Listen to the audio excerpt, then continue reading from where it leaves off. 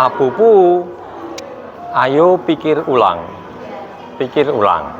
Teman-teman, hari ini saya mau mengajak Anda semua untuk berpikir ulang mengenai kata asa. Sinonim yang biasa diterapkan untuk kata asa adalah harapan. Namun nampaknya ada perbedaan yang sangat mendasar ketika kita misalnya menggunakan kata yang sama setelah kata putus. Putus harapan lalu membuat kita masih seolah-olah ya itu hanya sebuah gambar kecil dari peristiwa dalam hidup ini. Namun kalau saya mengatakan putus asa, maka tersirat kesan bahwa ada sesuatu yang seolah-olah buntu. Sudah tidak ada lagi ruangan untuk berharap apapun. Jadi seolah kata putus asa itu mutlak, sementara putus harapan itu lebih karena kasus per kasus. Namun yang ingin saya ajakkan kepada teman-teman adalah kita menukik pada kata putus asa, atau secara positif kita akan berbicara tentang asa. Asa, seperti dari penjelasan tadi, itu memang memiliki nuansa yang lebih menyeluruh, lebih mendasar. Kalau seandainya asa itu berbicara tentang keseluruhan hidup, maka harapan itu mungkin sekedar harapan untuk naik pangkat, untuk naik kelas, untuk putus undian, dan seterusnya. Nah, kasus-kasus apakah yang membawa kita sampai pada level putus asa? Saya mengambilkan contoh yang tidak enak. Misalnya ketika salah seorang anggota keluarga kita setelah berobat sekian lama, berbulan-bulan atau mungkin bertahun-tahun, sampai sebuah titik ketika dokter mengatakan kami sudah angkat tangan.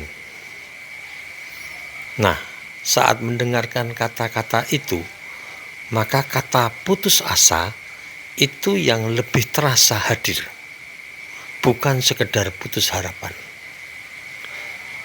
Kalau kita berbicara tentang kemungkinan untuk mendapatkan kredit sebuah rumah atau apapun, kendaraan, lalu karena syarat-syaratnya tidak mencukupi, lalu pihak bank mengatakan maaf, kami belum bisa meluluskan permohonan saudara. Maka di sana mungkin yang terasa seperti kehilangan harapan saja, bahwa ini aku tidak dapatkan untuk tahun ini, tetapi mungkin tahun-tahun berikutnya itu masih akan bisa aku dapatkan. Namun dalam kasus yang pertama, semuanya seperti tertutup. Usaha manusia, bahkan yang dilakukan oleh para ahli, seperti disimpulkan tidak ada jalan lagi untuk melangkah ke depan. Saat itu, kata rasa putus asa sungguh tepat untuk menggambarkan. Namun saya mau mencoba memperkenalkan bahwa kata putus asa itu lebih kerap oleh karena kemampuan otak kita untuk melihat kemungkinan solusi atau jalan keluar itu buntu, seperti sedang mengelilingi labirin yang berliku-liku, namun semuanya berakhir dengan pintu yang tertutup, lalu dunia menjadi gelap, seolah matahari berhenti berputar, semuanya selesai. Ini terjadi di dalam otak kita. Kita membayangkan terlalu banyak hal yang mirip dengan labirin, di mana jalan keluarnya tidak pernah bisa ditemukan. Dan ini akan semakin buruk ketika kita semakin terfokus pada gambaran-gambaran yang disajikan oleh otak kita. 1001 gambaran otak dan semuanya memberikan hasil nihil, jalan buntu, gelap gulita. Tidak ada secercah cahaya pun yang memungkinkan hati ini berdesir untuk melihat kemungkinan. Ini semua, kalau kita lihat, itu karena kita terpaku dan membatasi diri hanya pada apa yang disajikan oleh otak kita. Jadi otak kita dalam menyajikan peristiwa hidup kita ini, dalam gambaran otak itu tidak diberikan pintu keluar, tidak diberikan lorong yang memberikan kemungkinan-kemungkinan baru. Semuanya tertutup. Dan ini masuk akal. Karena apa? Karena otak kita memang tidak mampu untuk melukiskan semua kemungkinan yang ada. Yang bisa dilukiskan oleh otak kita, ya hanya yang sejauh bisa dilukiskan oleh otak kita. Mirip anak kecil yang ketika melukis sebuah gunung, ada matahari di tengahnya, lalu ada jalan berlekok-lekok, ya itu yang bisa digambarkan oleh kepala seorang anak kecil. Namun kalau kita lihat bagaimana seorang pelukis seperti Affandi itu mampu mendobrak garis-garis batas yang dimiliki oleh seorang anak dan menciptakan sesuatu yang bahkan di luar dugaan, di luar bayangan dari orang dewasa.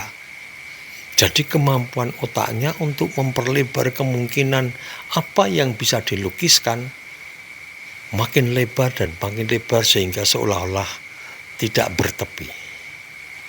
Dengan demikian akan kelihatan bahwa harapan dan juga kadang asa kita itu hanya ditentukan oleh seberapa luas otak kita mampu melukiskan, memahami, menggambarkan persoalan dan juga sekaligus penyelesaian atau jalan keluarnya.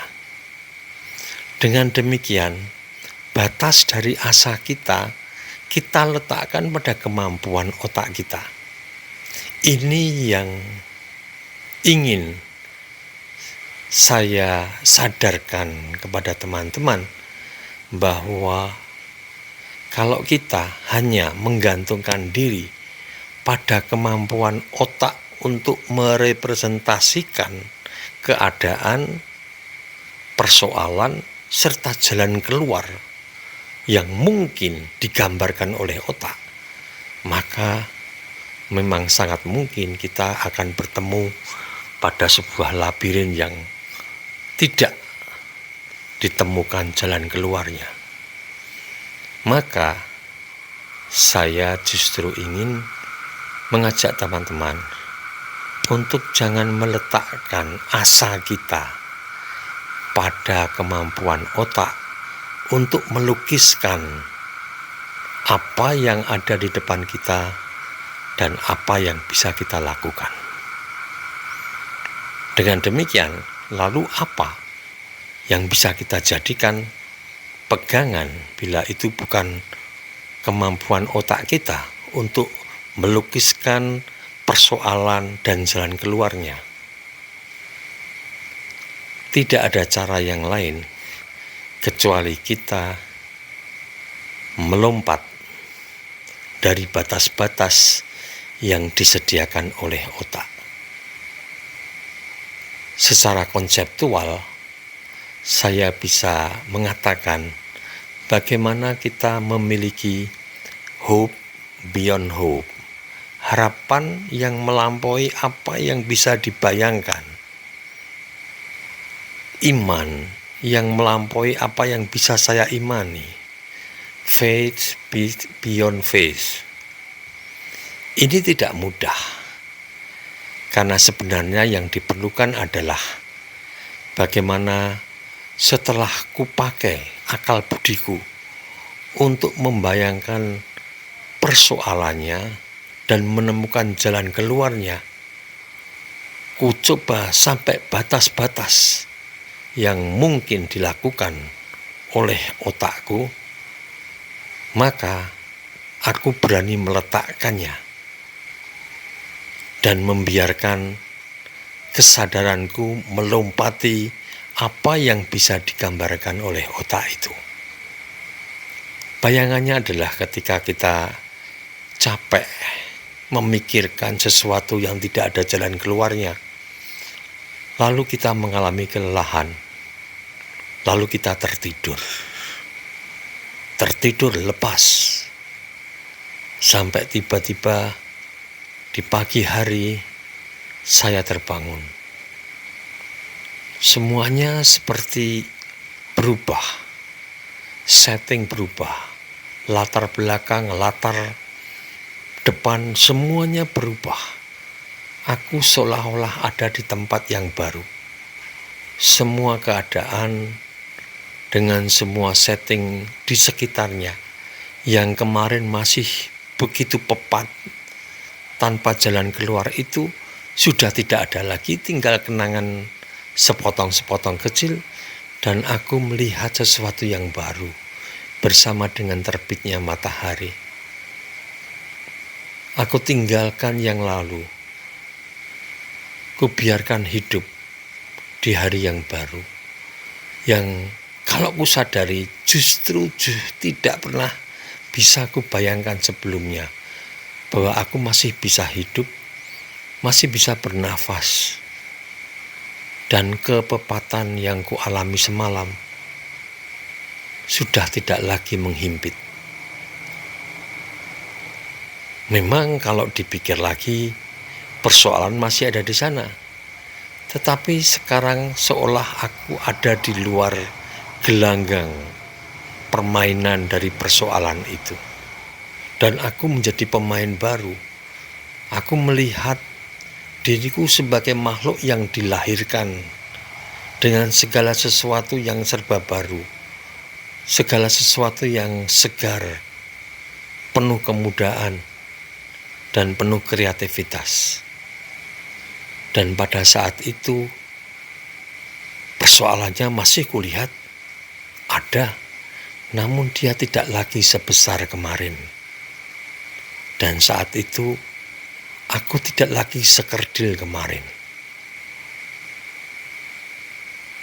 Ini yang menjadi alasan bahwa putus asa tidak perlu terjadi dalam hidup ini.